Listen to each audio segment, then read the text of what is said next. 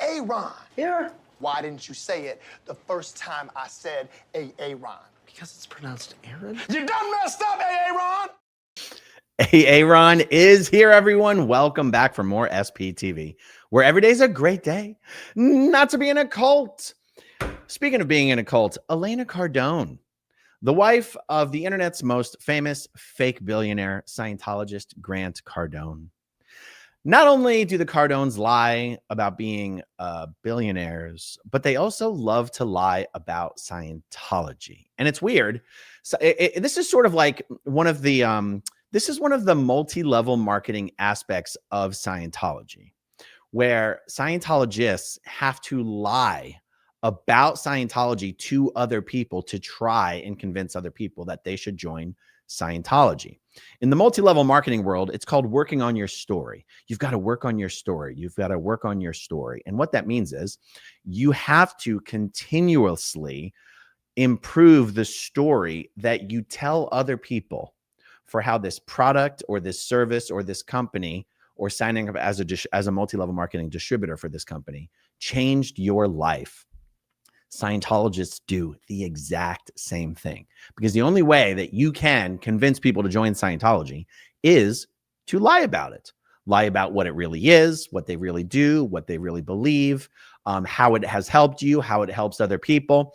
And I have the perfect example of this. This is something I'm going to share with you, a few-minute video that Elena Cardone uploaded to her Instagram account a few days ago.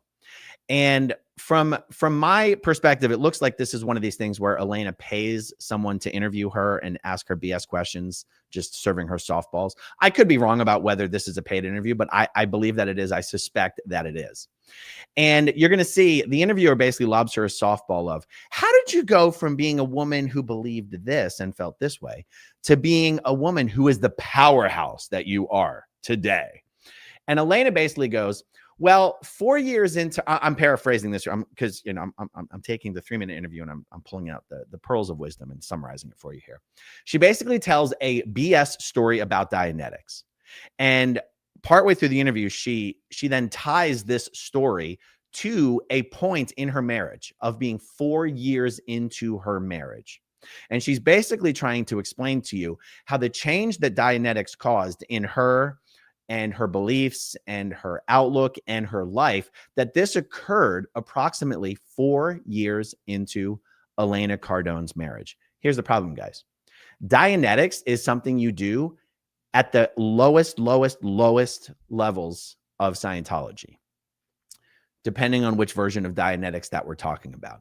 The version of Dianetics that Elena Cardone is talking about in her interview is the version that you do when you're just being introduced to Scientology. And the problem is that by the time Elena Cardone was 4 years into her marriage, she was already at the highest level of Scientology you can possibly be at or do, which is called Operating Thetan Level 8 or OT8. So just to set this up, let me show you real quick. This is a list. Am I sharing the right one? Okay, this is a list of some of Elena Cardone's Scientology service completions. You can see that in 2005, Elena Cardone had already attested to Scientology's state of clear in July 2005. Why do I mention the state of clear? Because there's a version of Dianetics that you do when you're just being introduced to Dianetics, and that's called Book 1 Dianetics. That's at the very, very lowest levels. The highest level version of Dianetics that you can do is the version of Dianetics that when you finish it, you attest to the state of clear. Okay. Elena Cardone and Grant Cardone got married in 2004. So 4 years into their marriage, it was 2008. So you can see that in 2005, Elena Cardone had already done as much Dianetics as any Scientologist will ever do. And she attested to the state of clear. Let's fast forward to 2007, and Elena Cardone attests to finishing the level of OT8. Right there. You can see it right below. OT8. That is literally the highest level of Scientology anyone can attain. Grant Cardone is also an OT8 level Scientologist. So what this tells you is that every single thing that Elena Cardone is saying in this interview about the particular way in which Dianetics helped her is a complete fabrication. It is a fiction. It is a lie. It is Elena Cardone working on her story. Elena Cardone is trying to sell Scientology to people and sell Dianetics to people the same way MLM conmen hucksters try to pitch their multi-level marketing pyramid schemes to people. And that is a very perfect analogy. Also, there's something Elena says in this interview about how Dianetics is not a religion. Dianetics is not a religion. Dianetics was created by L. Ron Hubbard in 1950. And I always get this wrong. It's either 1952 or 1954 when L. Ron Hubbard then shifted gears and started talking about this new thing he created called Scientology. Because Dianetics came before Scientology, there is a world in which Dianetics and Scientology were separate. In other words, before Scientology existed, Dianetics and Scientology were separate because Scientology didn't exist yet. Once Scientology existed, Dianetics and Scientology were now one and the same. And the only reason Scientologists pretend that they're different is so that they can sell you Dianetics, knowing full well Dianetics and Scientology are the same thing. Okay, having said all of that, oh, by the way, just for fun, and because I queued this up, let me show you. This is a high-resolution image of Scientology's bridge to total freedom that lays out all of the different levels of Dianetics and Scientology. And when I said before that there's two different versions of Dianetics, there's the one at the introductory levels, and then there's one at the higher levels. Let me show you what I'm talking about. Here at the bottom of Scientology's bridge, it says Dianetics and Scientology Introductory Services. And you see right here, Dianetics Book 1. That's the version of Dianetics that you only do at the introductory levels. Okay, right up here where it says New Era Dianetics, that is the higher level version of Dianetics that you do. And when you finish Dianetics, you attest to achieving the state of clear, which you see right there. Some of you might find that interesting. Okay, after giving you guys the longest intro ever, let's listen to Elena Cardone's 3-minute lie about Dianetics. Here we go. Your thing was that, oh, I'm an independent woman. I'm going to do everything all on my own and I don't need anyone. How did you soften from there? There is a book called Dianetics by L. Ron Hubbard. It's not a religious book, first of all. Let me just make that clarification. But it is a book on mental health and the mind. It's actually called The Modern Science of Mental Health. And I read this book and I realized there were aspects of my life that were holding me back with these compulsive ideas that I had, because I had always acted like I need to be independent. One day I kind of wanted to be in a relationship. But the problem was I would always act and destroy and blow up every relationship. They were terrible for me. Relationships were horrible. And I thought all men cheated, all men hold me back. But I realized after I read this book that I was actually casting these people in my life to fulfill that self-fulfilling prophecy to make myself right. But what I didn't know is that came from the part of the mind, it's called the reactive mind. But the reactive mind contains all the trauma and pain. And I experienced severe death and loss, like at 14, witnessing my best friend burn in a house fire. Like, who is supposed to see that at 14 and recover from that? But I made decisions out of that moment to never love, never let my heart get shattered again. I mean, I experienced debilitating pain at that age. Tremendous loss. It was very tremendous and traumatic and stressful. Yeah. And then I made decisions, never let anyone get close and never love and be strong and never depend on anyone. And then when I got with Grant and I realized now I'm married to a man for 4 years and I'm still operating with, I have to be this independent woman. And we were fighting each other all the time. It was like, see what I mean? She's saying that she was still having problems in her relationship with Grant 4 years into the marriage that she is claiming was solved by Dianetics. But by the time she was married to Grant for 4 years, not only had she'd already done all the Dianetics you could possibly do. And in fact, once you attest to the state of clear in Scientology, you're not even allowed to do any more Dianetics. This is how much Elena is lying. We would go out and both try to work and come home and destroy. So back to this independent, powerful woman thing. How did I uncover that? it's this book that I realized that you can do these little therapeutic procedures. And it's so easy. And I have been trying all kinds of therapies. If you want to call drugs and alcohol a therapy, I tried that one too. Didn't work for me. And just very short amount of time, I was able to like alleviate all of that charge and upset and those calculations that came out of that part of the mind no longer controlled me.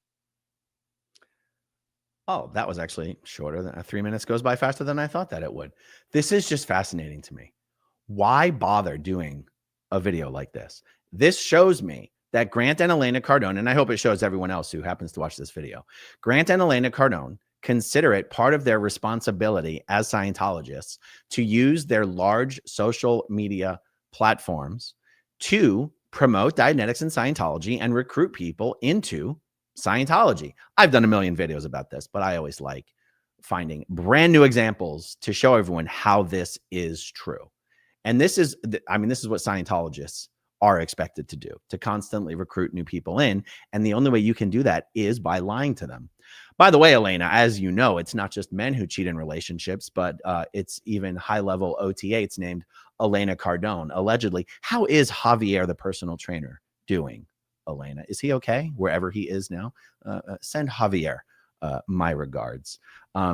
Maybe the problem you had in your relationship wasn't so much your reactive mind, but maybe it was Javier, the personal trainer. Or maybe Elena blamed her affair with Javier, the trainer, on her reactive mind. But how could she still have a reactive mind when she already attested to the state of clear? Oopsie, maybe she just mocked it up again. Okay. It's interesting to me to see. So even when Elena's talking about Dianetics, she talks about there's these little therapeutic procedures. I can tell you this, even as an ex-Scientologist, I have to figure out what the hell she's even talking about. Like, there's nothing in the book Dianetics that gives you little therapeutic procedures. There's doing Dianetics auditing. A Dianetics auditing session is not what I would call a little therapeutic procedure, but it's interesting to see Scientologists like Elena Cardone try to take things about Scientology and explain them in some sort of a real world way that possibly regular people could relate to, like trying to describe them in terms that would relate to people in the personal coaching space. You know what I mean? It's just another way in which you have to lie to people about Dianetics and Scientology in order to possibly get them interested in Dianetics and Scientology. It's funny. She says it's not a religious book. Now, the truth is, when Dianetics first came out, it was not a religious book. There was no such thing as Scientology yet. L. Ron Hubbard hadn't yet started to talk about spirits or past lives or anything like that. And that is why Dianetics, the book, is called The Modern Science of Mental Health. And the fact that when Dianetics first came out, it was supposed to be a science. Now, it was not a science, but L. Ron Hubbard called it that. The fact that when Dianetics came out, it was supposed to be a science is why Scientologists prefer talking about Dianetics when trying to introduce someone to Scientology than talking about Scientology. Now, even when L. Ron Hubbard created Scientology, he still was pretending that Scientology was not a religion. In fact, he was still talking negatively about religion. That's why he called it an applied philosophy and not a religion.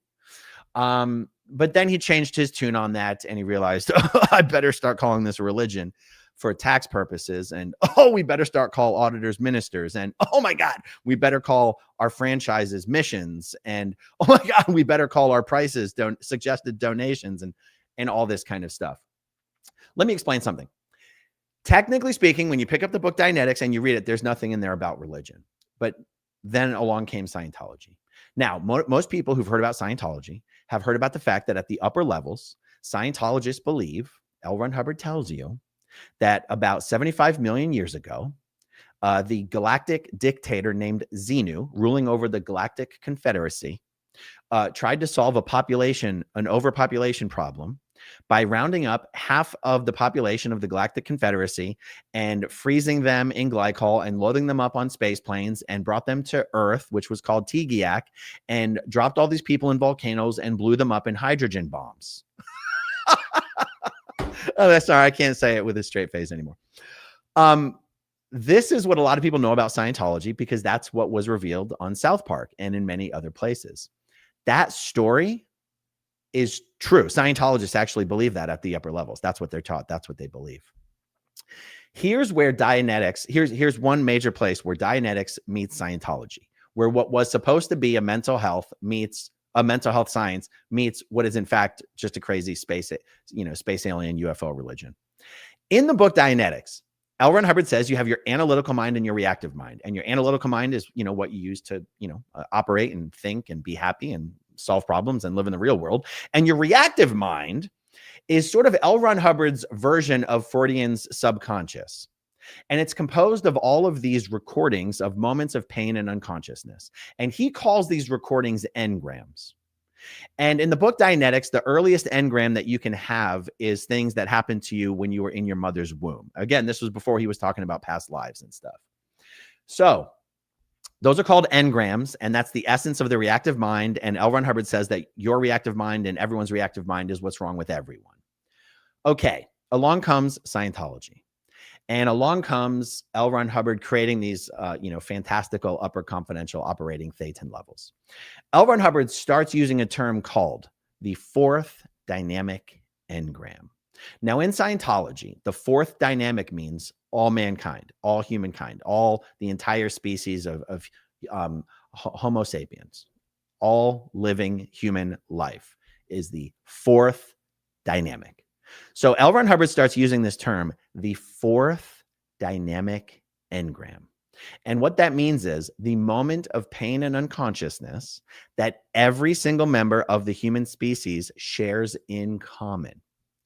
That fourth dynamic engram is the famous incident of being blown up in volcanoes with hydrogen bombs.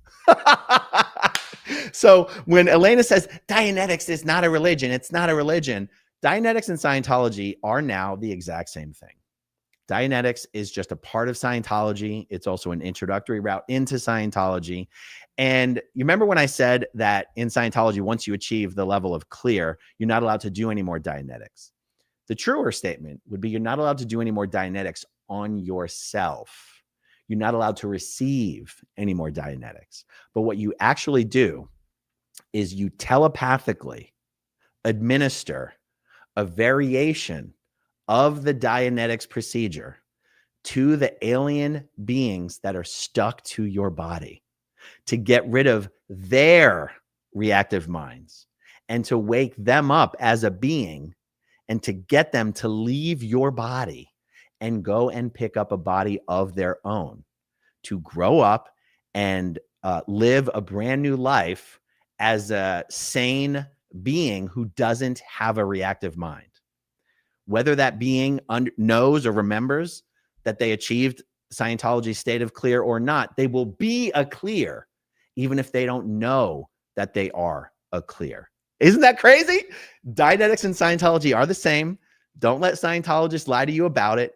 And when Elena Cardone says, oh my God, I used to be this basket case who hated men and was terrible in relationships and was self-destroying. And even 4 years into my marriage, I was a total nightmare. It's like 4 years into your marriage, you were an OT8. And yes, I do believe that you were still a complete nightmare because being an OT in Scientology means nothing. It's just gobbledygook. It's just Scientology brainwashing to make you feel superior and better than everyone else. But take it from Elena Cardone herself, guys.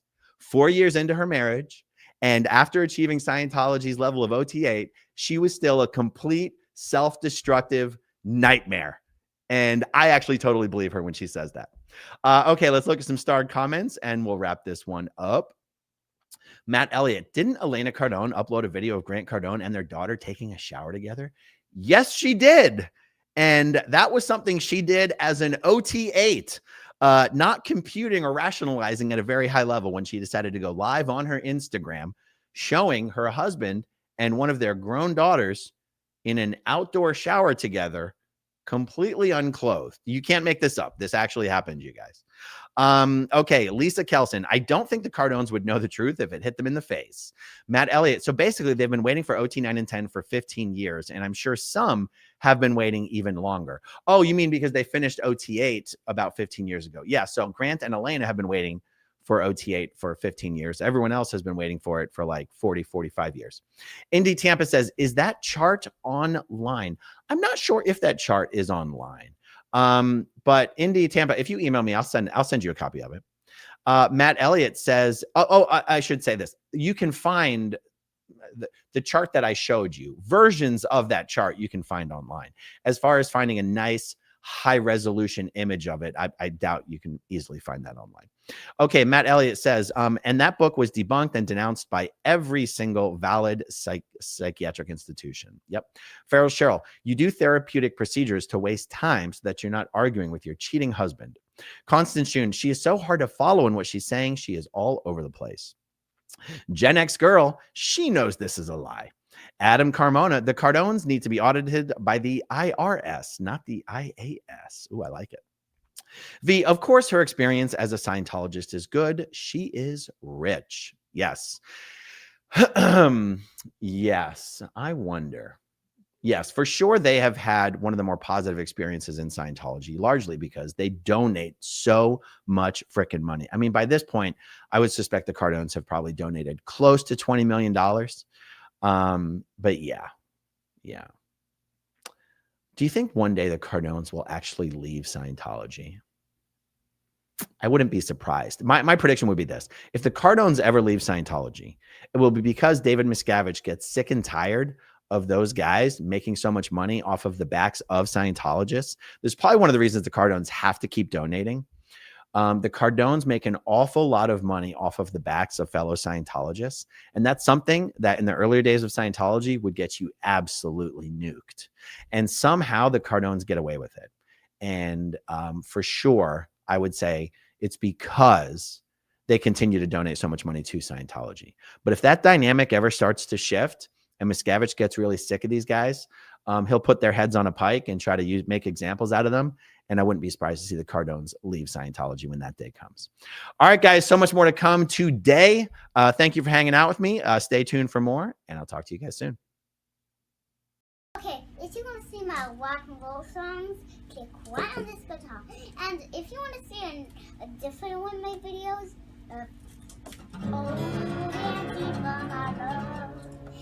then you could click right inside here. If you have subscribed or not, subscribe right here.